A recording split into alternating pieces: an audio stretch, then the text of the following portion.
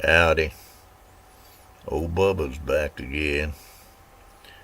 Old Bubba's been doing some thinking, I guess I'm kind of like one of them philosopher fellers. Sometimes I like to think about deep things and think things through and all that. I want to talk to y'all a little bit today about something happened recently that I read in a paper.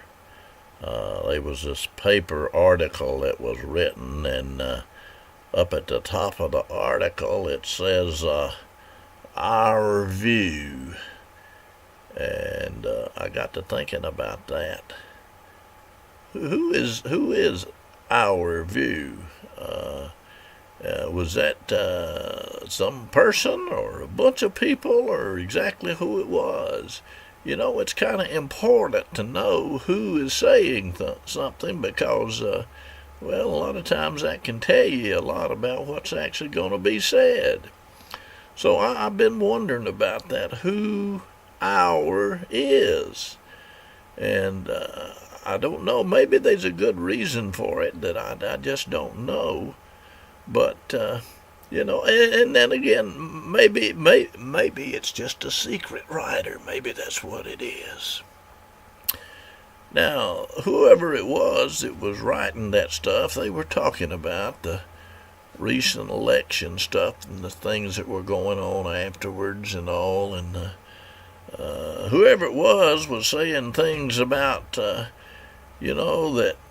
when everything was over and the votes was counted, that people were saying that we ought to try to get along and we ought to be civil and all of those kind of things. And then they turned around and said, well, that time must be up. And it must be up because there's some of the people who opposed it, who were the opponents of that great expensive tax plan, that they're calling for the resignation of the people who brought it on us. Now, I think we need to think about that. Suppose you had a guy that worked in a company, and whatever his job was, he wasn't doing a real good job of it. In fact, I think you could safely say that he'd messed up big time. Well, the owner comes to the guy, and he could do several things to him. He could punch him in the nose. He could grab him by the collar and throw him out the door. He could do other things and call him a lot of names. But suppose the owner just went up to him and said, sir, I hate to have to do this, but you're going to have to resign. Now, which one of those two things would be civil? Would it be punching him in the nose and calling him names and doing worse? Or saying, I hate to tell you, but you got to go, you got to resign. Now that's civility. And really, I think that the people that they're talking about, from all I can tell, they're not for, doing all kind of bad things to those people. They're just saying, you did such a lousy job, you put us in such a bind, you just need to resign. That's what you need to do.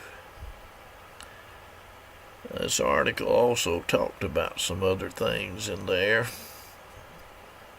But down toward the end of it, he had this to say, or she had that to say, or they had that to say. We don't know, do we? But they talked about people in the opposition to this plan having deaf ears, that they wouldn't listen. Well, these same Our Review people then turned completely around and tells the school board that if they believe that the $109 million plan is best, they ought to just forge ahead to implement all or a part of it. In essence, tell them, don't pay no attention to all these people that voted against you, 80% of them almost. And then I kind of hate to say it like that, but then they just said to him, you just go ahead and give the middle finger salute to the voters and do what you want to do. Now, here's Bubba's question for you to think about. Does that sound like a plan to advance democracy and to bring people together? Old Bubba wants you to think about that. I thank you for listening to me and hope to get to be talking to you again, the good Lord willing. Thank you.